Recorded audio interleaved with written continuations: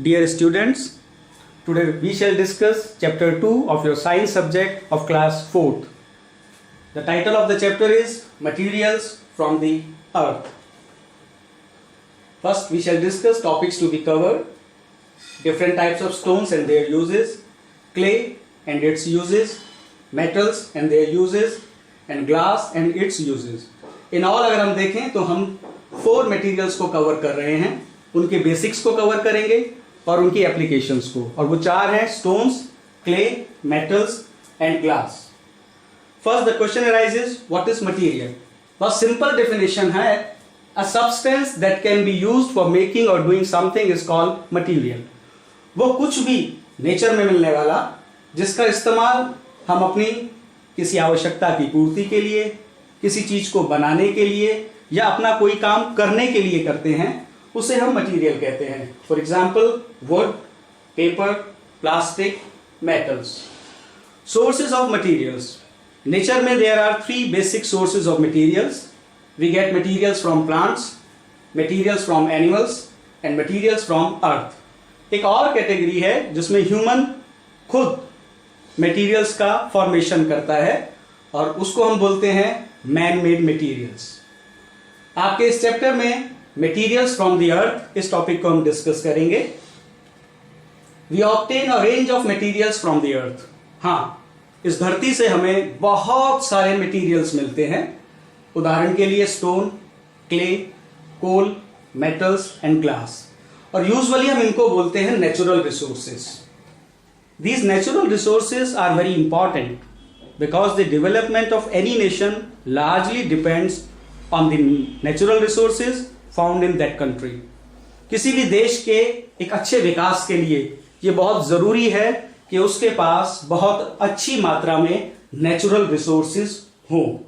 और एक और खास बात, natural resources exist without actions of human kind and they come from the natural environment itself. इंसान ने नहीं बनाया नेचुरल रिसोर्सेज को, ये तब भी थे जब इंसान ने इस धरती पर अपना कदम तक नहीं रखा था. You know, air, water, wild life, natural gas, forest, these all are the examples of natural resources. आपके सिलेबस में 4 मटेरियल्स को इंक्लूड किया गया है और वो हैं stones, clay, metals and glass. इन 4 मटेरियल्स को स्टेप बाय स्टेप हम कवर करेंगे. तो पहली बारी आती है स्टोन्स की. Stones are cut from big rocks और are dug out from the अर्थ.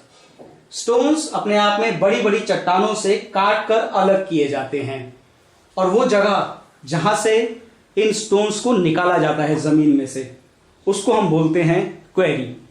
हिंदी में हम इसको बोलते हैं खदान. जमीन को खोदा गया और वहां से हमने स्टोन्स को निकाला. अब अगर हम यूजेस की बात करें तो एक पहला और बड़ा सिंपल यूज जो आप सब जानते हैं वो है कि stones are used to make houses and different parts of buildings. आपका घर बना हो, आपका स्कूल बना हो, आपका कोई आप सोसाइटी में है, कोई फ्लैट बना हो, वो सब के सब स्टोन्स के बिना नहीं बन सकते. चाहे सीमेंट की बात करें, हम ब्रिक की बात करें, हम सैंड की बात करें, हम ग्रेवल की बात करें, हम ग्रेनाइट की बात करें, हम मार्बल की बात करें, घर में जितने मटेरियल यूज होते हैं ये सब स्टोन्स की ही फॉर्म है और इनके बिना घर का या किसी बिल्डिंग का बनना संभव सा नहीं लगता. और अगर हम यूज की बात करें तो चाहे आपके मकान की छत बनती हो, उसका फर्श बनता हो, इन सब में भी स्टोन्स का इस्तेमाल होता है. अब हम बात करते हैं एग्जाम्पल्स ऑफ स्टोन की. आपकी बुक में 7 स्टोन्स का जिक्र किया है, जिसमें पहला है marble, granite, graphite, slate, chalk, coal and talc. हम इन 7 स्टोन्स को 1 बाय 1 कवर करते हैं. पहली बारी आती है मार्बल की. Marble is a white hard rock. देखिए, इसमें 2 शब्द है, एक व्हाइट और एक हार्ड, यानी कि मार्बल अपने आप में एक ऐसी रॉक है जिसका रंग सफेद है और ये बहुत कठोर होती है. When polished its surface becomes very smooth. ये इसकी अगली खासियत है कि इस पर जब पॉलिश की जाती है तो ये बहुत सुंदर दिखाई देती है. And it is used for flooring and making decorative items. ये तो बात हुई आपकी बुक की। इसमें मैं कुछ और पॉइंट्स ऐड करना चाहता हूं।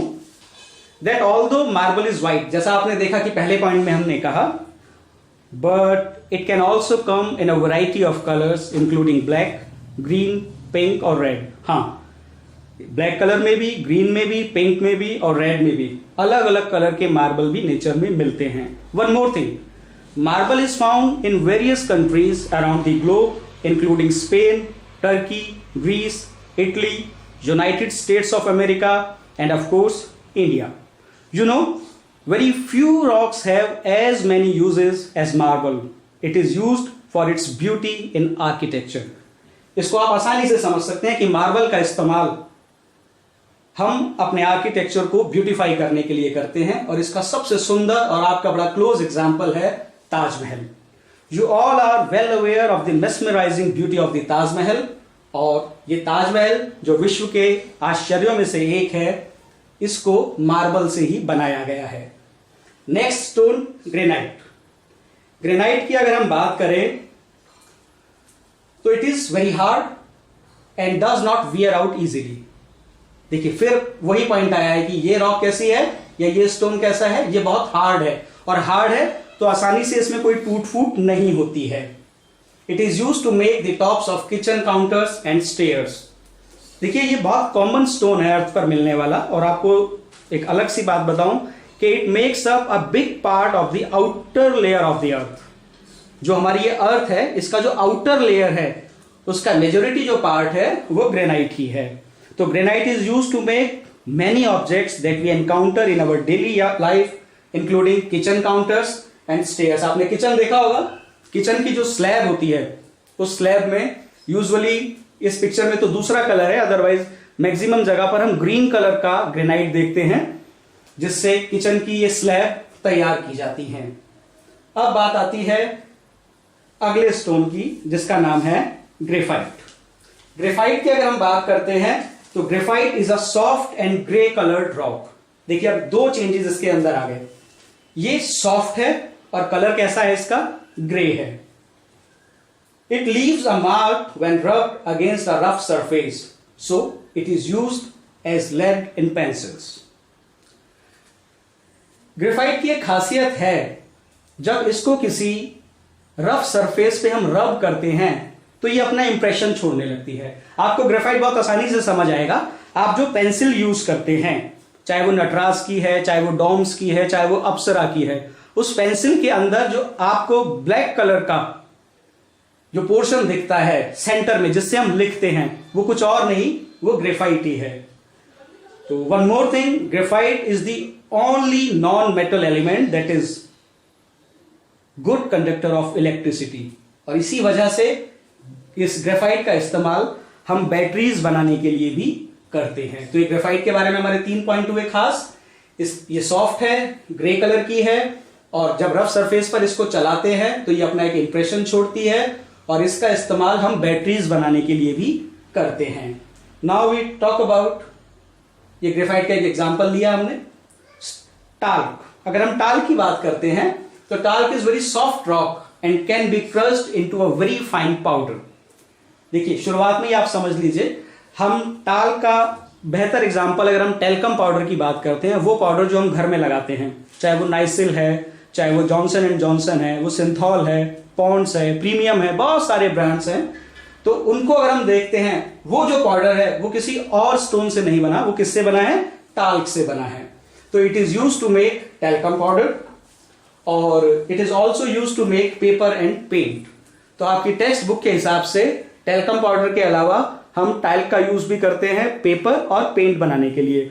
But if we go beyond the contents of your book, talc is also used in many industries such as plastic, rubber, electric cables, pharmaceuticals and cosmetics. इसके बाद हम अगले स्टोन की बात करते हैं, that is chalk. Chalk is a soft and white rock. देखिए again, अब ये हार्ड नहीं है, chalk भी कैसी है, सॉफ्ट। chalk से तो आप अच्छी तरह परिचित होंगे, आपकी क्लासरूम में, स्कूल में हम इजीली चॉक्स देखते हैं।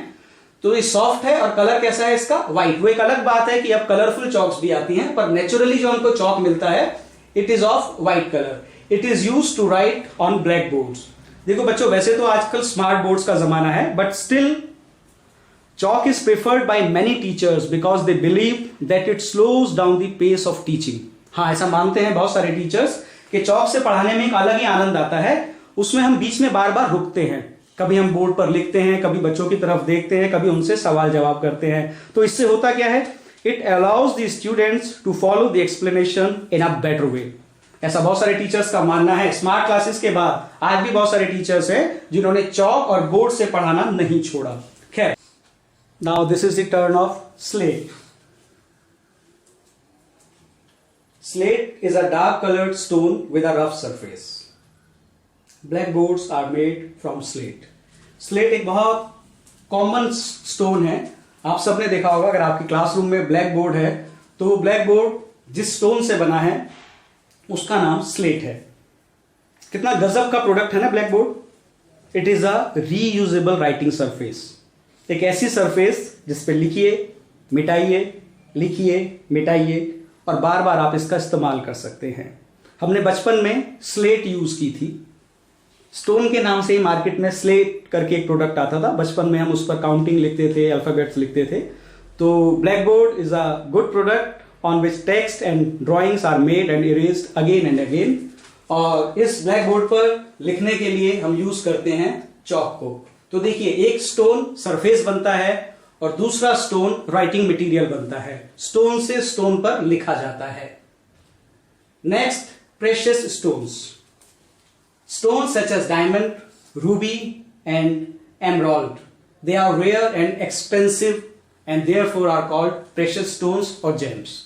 देखिए, ये वो स्टोन्स हैं जिनकी मार्केट में कीमत बहुत ज्यादा होती है, जिनको कीमती पत्थर कहा जाता है। हम इनको रत्न भी बोलते हैं। तो इसमें हमने 3 स्टोन्स कवर किए हैं। पहला डायमंड, जिसको हम हिंदी में हीरा कहते हैं। दूसरा रूबी, जिसको हम हिंदी में माणिक कहते हैं। और तीसरा एमराल्ड, जिसको हम हिंदी में पन्ना कहते हैं। तो हीरा, माणिक और पन्ना, ये तीनों प्रेशियस स्टोन्स की कैटेगरी में आते हैं। Next is the turn of semi precious stones. Semi precious का मतलब होता है ऐसे स्टोन्स जो थोड़े कम एक्सपेंसिव हैं, जिनकी कीमत डायमंड के कंपैरिजन में थोड़ी कम है। ऐसा नहीं है कि इनकी इंपॉर्टेंस नहीं है, ये बहुत अपने आप में इंपॉर्टेंट तो हैं, लेकिन कम खर्चीले हैं। That's why they are known as semi precious stones. इसमें हम कवर करते हैं गार्नेट को, टोपैज को और एमेथिस्ट को। गार्नेट जिसको हम हिंदी में बोलते हैं गोमेद, टोपैज जिसको हम हिंदी में बोलते हैं पुखराज और एमेथिस्ट जिसको हम हिंदी में कहते हैं नीलम। तो ये गोमेद, पुखराज और नीलम, ये तीनों बहुत ही प्रचलित रत्न हैं। हमारे बहुत सारे ज्योतिषाचार्य इन रत्नों को अंगूठी में डालकर पहनने की सलाह भी देते हैं। हम आगे बढ़ते हैं। Use of precious and semi precious stones तो आप समझ चुके हैं। हम जो ज्वेलरी बनाते हैं उसमें इन दोनों ही तरह के स्टोन्स का इस्तेमाल होता है। एक सवाल मैं आपसे पूछता हूं, विच स्टोन इज द हार्डेस्ट? एक सवाल एग्जाम की दृष्टि से अपने आप में एक इंपॉर्टेंट क्वेश्चन है कि विच स्टोन इज द हार्डेस्ट, और इसका एग्जाम्पल भी है डायमंड। डायमंड, उसकी एजेस बहुत शार्प होती है और हम डायमंड का इस्तेमाल ग्लास को कट करने के लिए भी करते हैं। नेक्स्ट हमारा स्टोन आता है कोल। कोल अपने आप में एक बहुत इंपॉर्टेंट नेचुरल रिसोर्स है। It is a black rock with a high amount of carbon. Coal is used for cooking. It is also used to produce electricity. देखिए, आपके सिलेबस में 2 इंपॉर्टेंट बातें बताई गई हैं। कोल का इस्तेमाल हम खाना वाना बनाने के लिए भी करते हैं, जैसे चूल्हे में, भट्टी में। आज भी गांव के ऐसे बहुत से इलाके हैं जहां पर खाना बनाने के लिए कोयले का इस्तेमाल होता है। अंगीठी में कोयले का इस्तेमाल किया जाता है। और इसके अलावा हम कोल को बर्न करते हैं और उससे जो स्टीम बनती है उससे टरबाइन को रोटेट करके इलेक्ट्रिसिटी को भी जनरेट किया जाता है। Besides these 2 functions, coal has its significant uses in steel production and cement manufacturing. जी हाँ, चाहे सीमेंट बनाने की बात हो, चाहे स्टील को बनाने की बात हो, इन दोनों के निर्माण में भी इस कोल की बहुत इंपॉर्टेंट भूमिका होती है। आगे अब हम आते हैं, स्टोन हमारा कवर हुआ, अब बात करेंगे हम क्ले की। क्ले बड़ा परिचित सा नाम है।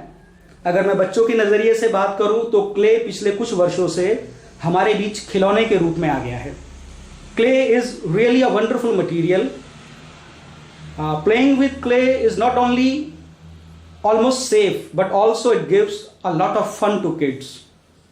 There are a number of clay modeling tools available in the market for kids that help them to create different shapes and bring imagination to life. जी हाँ, आज क्ले से बच्चे डिफरेंट शेप्स जो उनके दिमाग में आती हैं उनको बना लेते हैं, चाहे cat, elephant, giraffe, crocodile, fish, house, moon, star और ना जाने क्या क्या। खैर, अगर हम आपके कंटेंट्स और आपके टॉपिक्स की बात करते हैं तो clay is a sticky substance that consists of very fine particles of soil and holds a lot of water. Statement को ध्यान से देखिए, इसने क्ले का पहला कैरेक्टरिस्टिक बताया कि ये एक स्टिकी सब्सटेंस है। इसने दूसरा कैरेक्टरिस्टिक बताया कि इसमें सॉइल के बहुत बारीक बारीक पार्टिकल्स कण होते हैं, और तीसरा कैरेक्टर बताया कि इसमें पानी को रोकने की बहुत क्षमता होती है। वाटर होल्डिंग कैपेसिटी से क्या मतलब है? अगर आप अपने आसपास कहीं रेत देखते हैं, सैंड, आप सैंड के ऊपर पानी डालिए, कुछ देर बाद पानी खुद ब खुद बह जाएगा। लेकिन क्ले एक ऐसा मटेरियल है कि अगर उसमें पानी डाला जाता है तो वो पानी को सोख लेता है। ये आप इजीली समझ सकते हैं। आपने देखा होगा मिट्टी के बर्तन बनाने वाले जो सुराही बनाते हैं, मटके बनाते हैं, घड़े बनाते हैं, दिवाली के दिए बनाते हैं, हमारा मनी बॉक्स, मिट्टी की गुल्लक बनाते हैं, वो इन सब आइटम्स का जो निर्माण करते हैं वो क्ले से ही करते हैं। तो क्ले की अगर हम बात करें तो it is easily available near the banks of a river और अ स्ट्रीम। नदियों के आसपास ये बहुत आसानी से मिल जाती है।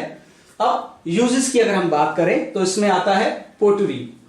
ये मिट्टी के बर्तन बनाने की एक सुंदर सी आर्ट।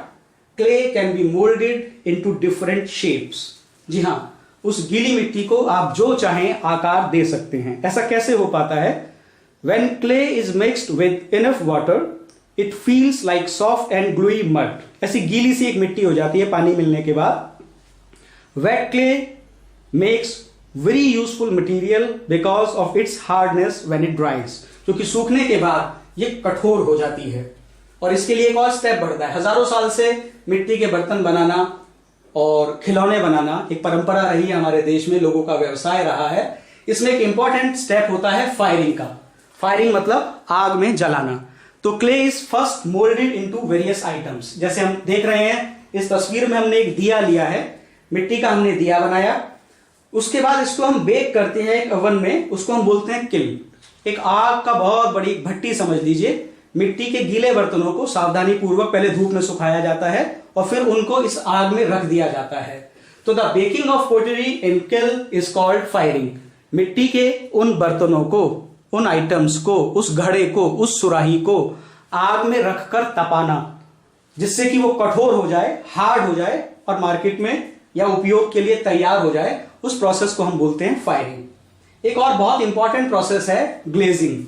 ग्लेजिंग आप देखिए, कभी कभी आपने मिट्टी के ऐसे बर्तन भी देखे होंगे जिनके ऊपर कलर किया हुआ होता है और एक बहुत शाइन, एक बहुत अच्छी चमक होती है उनके ऊपर, वो ग्लेजिंग की वजह से ही होती है।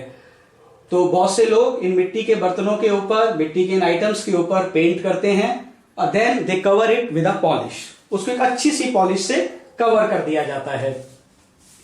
तो the process by which pottery is decorated and covered with a polish is called glazing. तो मिट्टी के बर्तनों के ऊपर उनको पहले सजाना और उसके बाद उसके ऊपर एक पॉलिश कर देना जिससे वो चमकने लगे, शाइनिंग उसमें आ जाए, उसी प्रोसेस को हम बोलते हैं glazing. Now use of clay in making bricks. जो ईंट होती हैं जिनसे हमारे मकान, बिल्डिंग्स बनती हैं, उसमें भी क्ले का बहुत इंपॉर्टेंट रोल है। Clay is used to make bricks. We use bricks to make buildings and pavements and bricks are baked in brick kilns. आप इस तस्वीर में देखिए, पहले हमने क्ले से उसको गीला किया और ईंट की एक शेप दी, ब्रिक की एक शेप दी, और उसके बाद जैसे हमने अपने उस मिट्टी के दूसरे आइटम्स, मटके के लिए, सुराही के लिए किया था, सिमिलरली हम इसके लिए, ब्रिक के लिए भी करते हैं कि ब्रिक को एक बहुत बड़ी फायरिंग जो प्लेस है उसमें इसको जलाया जाता है, तपाया जाता है, और हिंदी में हम उसको बोलते हैं ईंट का भट्टा, और इंग्लिश में उसका नाम होता है ब्रिक किल्स। अब हम आगे बढ़ते हैं। हम क्ले का इस्तेमाल सीमेंट के फॉर्मेशन के लिए भी करते हैं। ये अपने आप में बहुत इंपॉर्टेंट है कि cement is made by mixing clay with rock called limestone. जब आपने क्ले को और लाइमस्टोन को मिक्स किया तो सीमेंट बन गया। तो when cement is mixed with sand and water it forms a thick paste like mixture called mortar. आपने देखा होगा जब कभी आपका घर बने या मार्केट में या सोसाइटी में किसी का मकान या कोई बिल्डिंग बन रही हो तो उसमें जो लेबर होती है वो पहले रेत लेगी, सैंड, फिर उसमें सीमेंट को मिक्स करती है, फिर उसमें वाटर को मिक्स करती है और एक स्लरी बन जाता है, घोल सा बन जाता है, उसको हम मोर्टर कहते हैं। और उस मोर्टर का इस्तेमाल हम किस लिए करते हैं? हम ब्रिक को एक दूसरे से चिपकाने के लिए करते हैं। This mortar is used between the bricks to hold them together. एक ईंट रखी, उसके ऊपर मोर्टर रखा, फिर दूसरी ईंट रखी और कुछ समय उसको सूखने के लिए देते हैं और फिर वो एक बहुत हार्ड स्ट्रक्चर में कन्वर्ट हो जाता है, हमारी वॉल बन जाती है, हमारा घर तैयार हो जाता है। Next is the turn of metals. We get a wide range of metals from the earth. Metals are generally hard and shiny. ये दो बड़े इंपॉर्टेंट कैरेक्टर हैं। मेटल जनरली हार्ड भी होती हैं और चमकदार भी होती हैं। और अगर हम एग्जांपल्स लें तो iron, copper, gold, aluminium, uranium, zinc, titanium, silver, ये बहुत सारी मेटल्स के एग्जांपल हैं। बच्चों, metals are very useful to human beings. They are used to make tools because they are strong and easy to shape. ये दो और important खासियत है। ये स्ट्रांग होती हैं और इनको आसानी से कोई दूसरी शेप दी जा सकती है। For example, iron and steel have been used to make bridges, buildings और ships. Some metals are used to make items like coins because they are hard. अगली स्लाइड्स में हम एक एक करके मेटल्स के यूजेस को भी समझेंगे। हम अब बात करते हैं ओस की। ओस, देखिए, ये बहुत इंपॉर्टेंट एस्पेक्ट है। इसको कुछ ऐसा समझिए, अगर हम इमेजिनेशन की बात करें कि आपने अर्थ को डिग किया, जमीन को खोदा और खोदने के बाद आपको सॉइल का एक बहुत बड़ा पीस मिला जिसके अंदर आपको बहुत छोटे छोटे शाइनिंग पार्टिकल्स दिख रहे थे। दोनों चीजों को पैरेलल साथ साथ लेके चलिए। एक आपके पास मड, मिट्टी का बहुत बड़ा पीस है और उस पीस में आपको कहीं कहीं बहुत छोटे छोटे पार्टिकल्स चमकते हुए दिखाई दे रहे हैं। तो ये दोनों ही चीजें हमारे दो पॉइंट्स को कवर करेगी। वो मिट्टी का बड़ा पीस, उसको हम बोलेंगे ओट्स, क्योंकि उसके अंदर शाइनिंग पार्टिकल्स है और वो शाइनिंग पार्टिकल्स क्या हैं? वो मेटल्स हैं। तो इसको हम ऐसे समझते हैं कि some rocks have metals in them. Such rocks are called ores.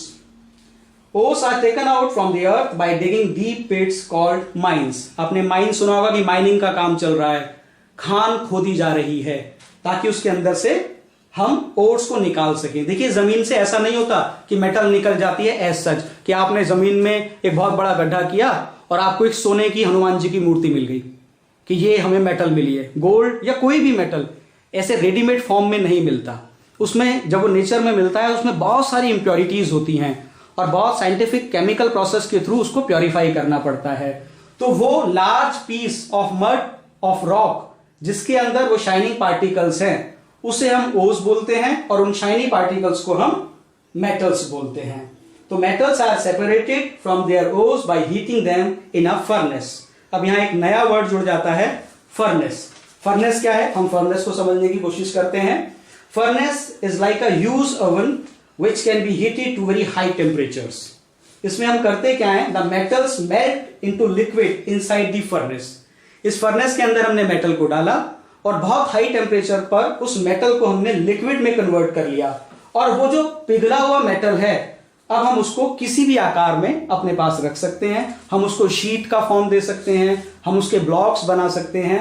उसको ठंडा करने के बाद उसको कूल किया और हमारी मेटल हमारे यूज के लिए तैयार हो जाती है। दोबारा से हम एप्लीकेशंस ऑफ मेटल्स की बात करें तो मेटल्स को आसानी से पीटा जा सकता है। उनको थिन शीट्स में या लॉन्ग वायर्स में कन्वर्ट किया जा सकता है।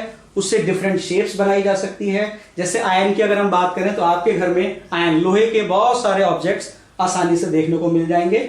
वो आयरन का अपने आप में यूज है। आप अगर स्टील की बात करते हैं तो स्टील आपको आसानी से घर में मिल जाएगा। स्टील के बर्तन तो किचन में बहुत आसानी से मिलते हैं। वैसे स्टील है क्या?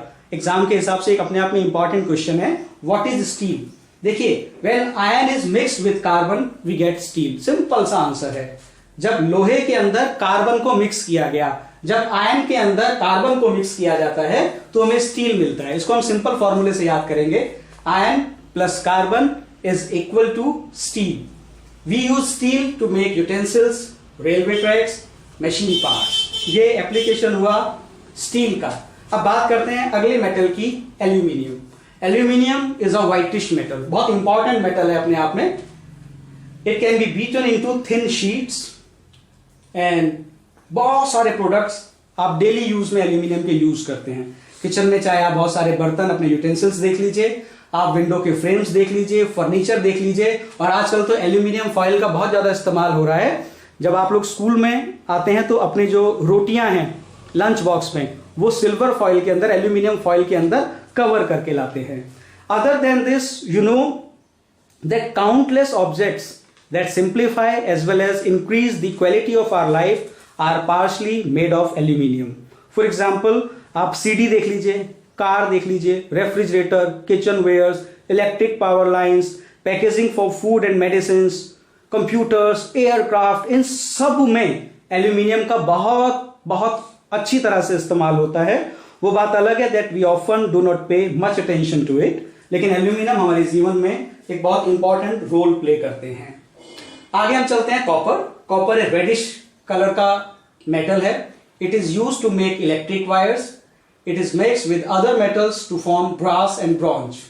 देखिए, कॉपर वायर आपने देखी है, आपके घर में जो सीलिंग फैन होता है उसके अंदर कॉपर की वायरिंग होती है। जो इलेक्ट्रिक वायर्स आपके घर में होती हैं उसके अंदर भी कॉपर होता है। और कॉपर्स को जब दूसरी मेटल्स के साथ हम मिक्स करते हैं तो दो और प्रोडक्ट बनते हैं जिसे हम कहते हैं ब्रास एंड ब्रॉन्ज। ब्रास का इस्तेमाल करते हैं हम लॉक्स, ताले बनाने में, यूटेंसिल्स बनाने में और कुछ म्यूजिकल इंस्ट्रूमेंट्स को बनाने में। दूसरी बात आती है ब्रॉन्ज की। ब्रॉन्ज का इस्तेमाल हम बैल बनाने में, कॉइन्स बनाने में, या आपके स्कूल में कोई कंपटीशन हुआ और आपको मेडल मिलता है, वो मेडल ब्रॉन्ज का बना होता है। और कुछ म्यूजिकल इंस्ट्रूमेंट्स को बनाने में भी ब्रॉन्ज का इस्तेमाल होता है। अब हमने तीन वर्ड देखे, कॉपर, ब्रास एंड ब्रॉन्ज। ऐसा नहीं है ये नए शब्द हैं, हो सकता है आप में से बहुत से स्टूडेंट्स इनके हिंदी शब्दों से अच्छी तरह से परिचित हों, तो आज हम इनको हिंदी और इंग्लिश दोनों में समझते हैं। आज के बाद अगर आप कॉपर वर्ड सुनेंगे तो उसका मतलब होता है तांबा, या आपने अगर तांबा सुना है तो उसका इंग्लिश वर्ड होता है कॉपर। ब्रास का मतलब पीतल और ब्रॉन्ज का मतलब कांसा। तो दोबारा से देख लीजिए, तांबा, पीतल, कांसा, कॉपर, ब्रास, ब्रॉन्ज। हम आगे बढ़ते हैं। गोल्ड एंड सिल्वर, ये तो सभी के घर में बहुत इजीली मिलने वाले जैसे जो आभूषण हैं वो इन्हीं मेटल्स से बनते हैं। ये भी प्रेशियस मेटल्स की कैटेगरी में आती हैं and they are used to make jewellery. अब ग्लास की बारी आती है। This is the last topic of your chapter, glass. It is made by heating a mixture of sand, lime and soda. ये भी एग्जाम के हिसाब से आप याद करके रखिएगा।